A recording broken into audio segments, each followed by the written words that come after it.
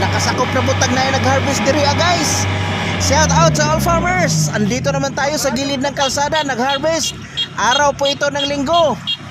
Nag-harvest na naman sila guys. Woo! Shout out sa all ka-farmers, sa lahat dyan, sa buong Pilipinas at sa buong mundo.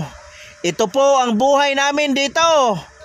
Ang bigat pala ng isang sako guys. Sa inyong lahat dyan mga ka-farmers, lalo na dyan sa Surigao del Norte, dyan sa Higakit at sa Claver, shout out po sa inyong lahat. Mag-ingat po kayo sa inyong trabaho. Ang galing po ninyo guys. Saludo po kaming lahat sa inyo. Salamat sa inyong mga tulong sa amin. Maraming salamat na sa pagsuporta niyo sa amin sa mga pagkain guys sa araw-araw. And they are using Kubota DC70 Pro Philippines. This is a combined harvester. And ito po ang tatapat din sa Yanmar guys. High performance, high quality performance of this Kubota combined harvester. Kumpa sa panahon guys, malapit na ang ulan. The rain is coming. Rain, go away. Kung hindi ka pa nakapag-subscribe guys, subscribe na.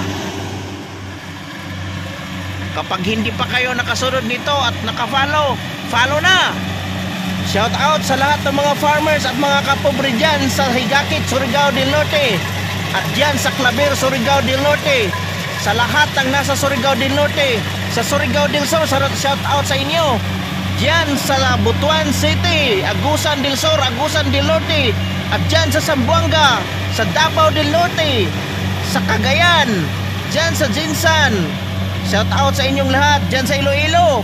Akala nyo meron kayo, meron dito sa amin, diyan sa Iloilo. Producer din ng bigas. At diyan sa Luzon, shout out sa inyong lahat diyan. Diyan sa Bicol region, shout out sa inyo. Sa Ilocos, shout out sa inyong lahat diyan, taga Luzon. Magandang hapon, magandang araw po sa inyong lahat.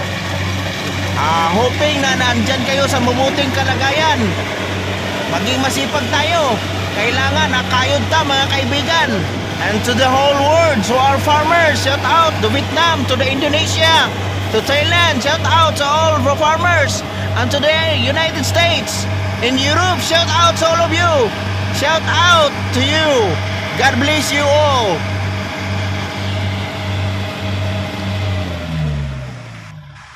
Ito po yung content na ibabahagi namin sa inyo.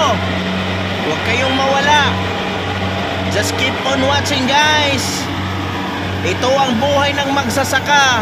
Ito ang aming inaalay sa inyo. Mabuhay kayong magsasaka. Salamat sa pagbibigay sa amin ng mga pagkain. God bless you all.